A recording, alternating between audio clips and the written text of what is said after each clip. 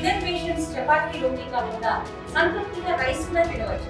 Doctor rice, sugar free rice, doctor rice, diabetic rice, sugar పెంచని బియ్యం, doctor rice.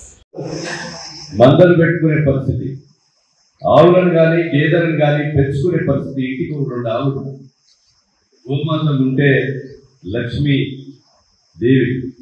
ఈరోజు మన ఇంట్లో ఉన్నట్టుగా ప్రతి ఇంట్లో ఆవులు గేదెలు ఉండేది. వాడు యూరియాతో పాలు కలిపే కంపెనీలలో మనము డబ్బాల పోయి ఒక పెరుగు ప్యాకెట్ తెచ్చుకుంటారు, పాల ప్యాకెట్ తెచ్చుకుంటారు, తాగుతారు. కానీ గేదెలు పెంచుకోవడంలో రైతు నిర్లక్ష్య వైఖరి అవలంబిస్తున్నాడు. నేనైతే ఎక్కడ కూడా పాల ప్యాకెట్ ఎవరన్నా గేదె పీకిన పాలు ఉంటే చల్లలేమంట ఆ పెరుగు వేసుకుంటా. కానీ ఎట్టి పరిస్థితులలో ఎక్కడికి పోయినా హోటల్లో కానీ ఇక్కడ కానీ పెరుగు పాలు తాగే సమస్య లేదు. కనుక ఈరోజు మనము రైతులకు ఎక్కడి అలవాటు మనం మలుచుకోవాలి. మలుచుకొని ఈరోజు గేదెలను పెంచుకోవడం, ఆవులను పెంచుకోవడం, అదేవిధంగా వ్యవసాయాన్ని మార్చవలసిన అవసరం ఉంది.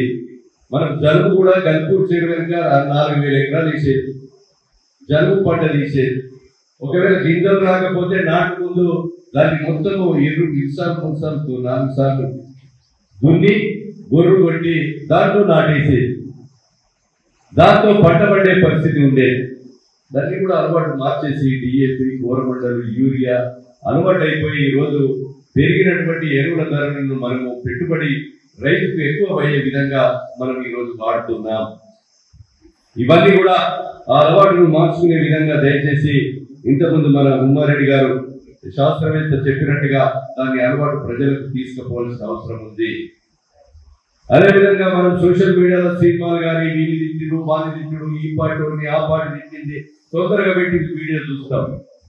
వారు చెప్పినట్టుగా పరిశోధనకు తెలిసినట్టుగా వీడియోలు కానీ ఆ పుస్తకాన్ని కానీ చదివేటువంటి పరిస్థితిని కూడా మనం చేయలేము. ఇండియా పాకిస్తాన్ తాజా అప్డేట్స్ కోసం డౌన్లోడ్ చేసుకోండి RTV లైవ్ యాప్.